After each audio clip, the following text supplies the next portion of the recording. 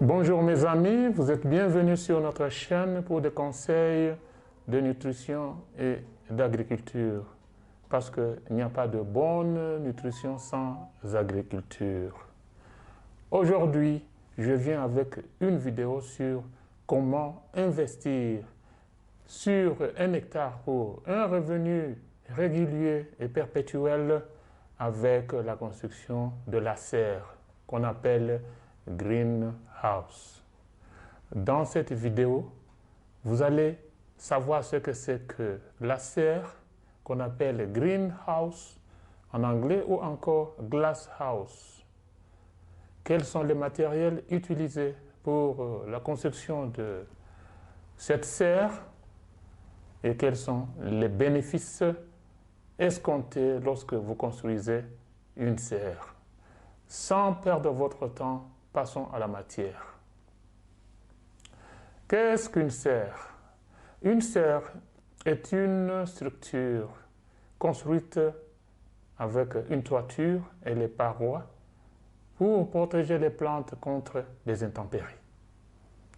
Lorsque nous parlons des intempéries, du climat, nous pensons à ces 5 éléments du climat qui sont, premièrement, les précipitations. Sous les précipitations, nous voyons des pluies abondantes qui peuvent détruire vos plantes.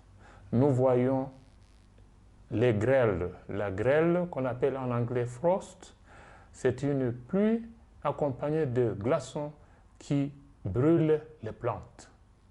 Deuxièmement, nous voyons les radiations solaires ou les rayons solaires qui sont utilisés par les plantes pour la fabrication des aliments tels que le sucre en combinant le dioxyde de carbone avec de l'eau. Mais lorsque ces radiations solaires sont au-delà des limites, elles deviennent destructives pour la plante. Troisièmement, nous avons les vents violents qui peuvent détruire, arracher les plantes du sol. Ces vents violents peuvent être adoucis avec la présence des parois de la serre. Quatrièmement, nous avons les températures basses ou très hautes. Nous savons que les plantes aiment grandir dans un environnement de plus ou moins 25 degrés Celsius. Mais lorsque les températures commencent à aller en deçà de 20 degrés Celsius ou au-delà de 30 degrés Celsius, déjà la plante commence à sentir un stress. La plante est stressée, donc elle a besoin d'une protection. Le dernier élément du climat, c'est l'humidité. L'humidité, c'est la présence d'eau dans l'air libre ou bien dans l'air ambiant, dans l'atmosphère. Cette présence serait de 75 à 80% pour une bonne croissance de plantes. C'est ce qui correspond à plus ou moins 28 degrés Celsius. Voilà tout sur les éléments du climat qui deviennent des ennemis de la plante lorsque ces éléments sont au-delà des limites. Maintenant, passons à la deuxième partie. Quels sont les matériaux à utiliser pour la construction d'une serre? Il y en a plusieurs, mais les plus populaires sont, pour la structure de la serre, ce sont des métaux galvanisés.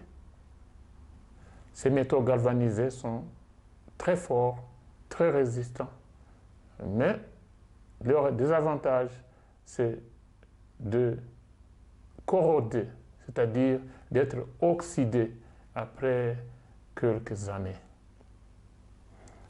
Deuxièmement, nous avons les structures en aluminium. Ces structures en aluminium ne peuvent pas être oxydées, mais malheureusement, elles coûtent très cher.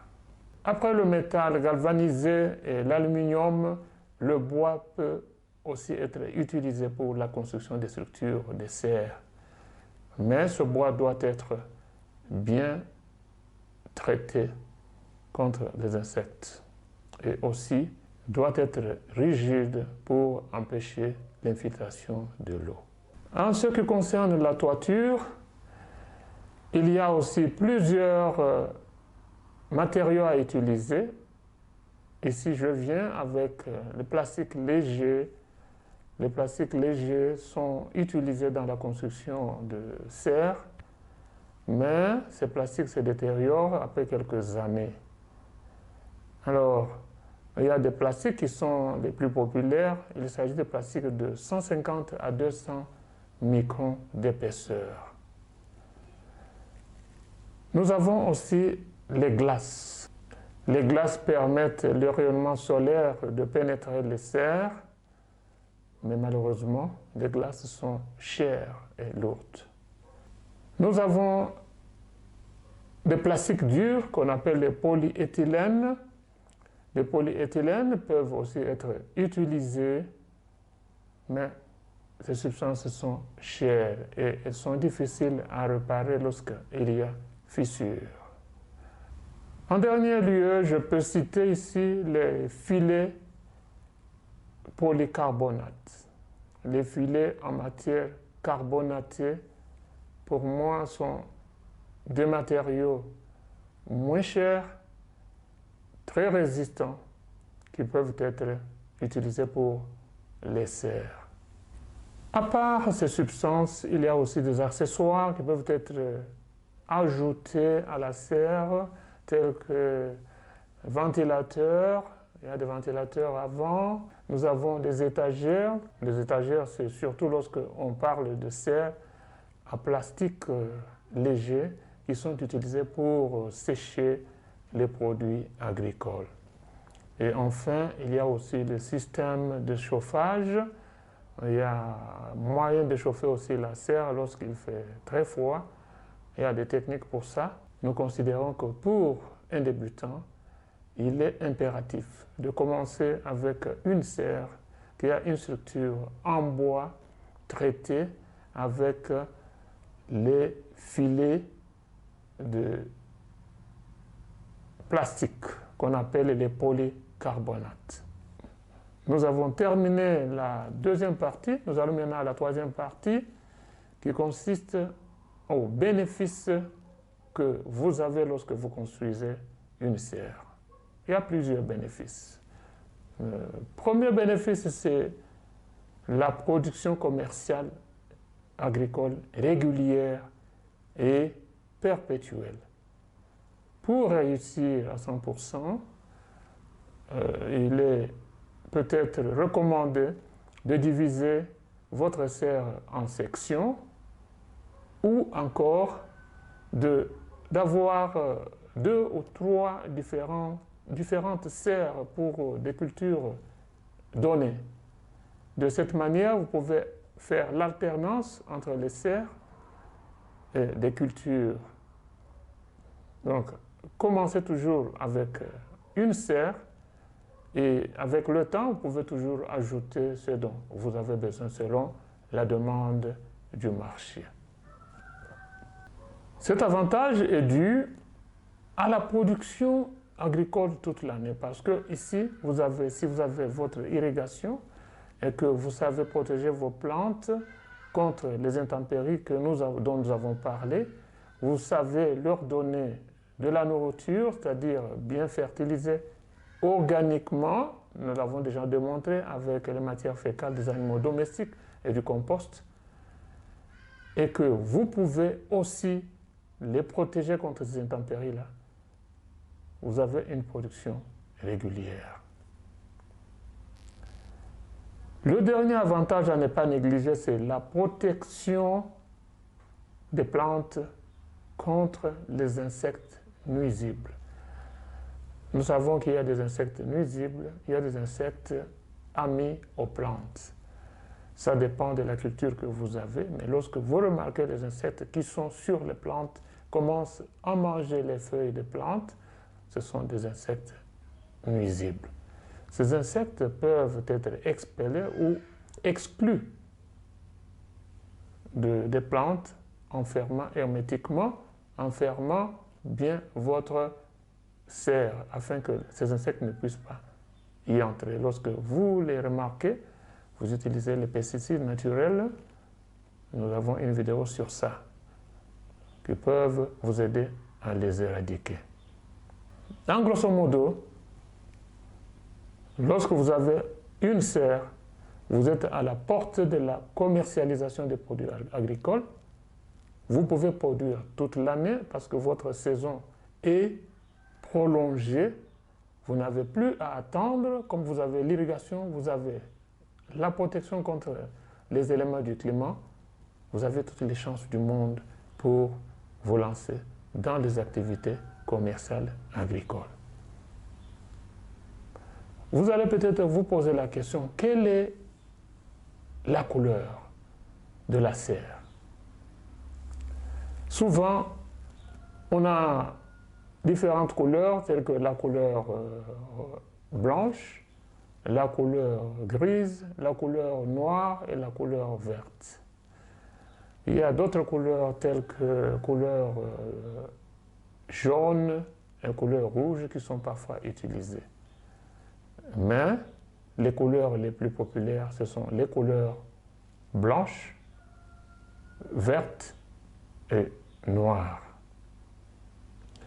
Pourquoi ces couleurs? La couleur blanche stabilise la température de la serre parce qu'elle reflète les rayons solaires. La couleur noire, quant à elle, elle absorbe les rayonnements solaires et donne un ombrage suffisant, ce qui augmente un tout petit peu, de 2 à 3 degrés, la température de la serre. La couleur grise, c'est une couleur qui se trouve entre les deux, entre la couleur noire ou verte et la couleur blanche. Elle est également tolérable. Les couleurs brillantes telles que jaune, bleu et rouge sont utilisées parfois pour expeller ou éviter des insectes ou attirer des insectes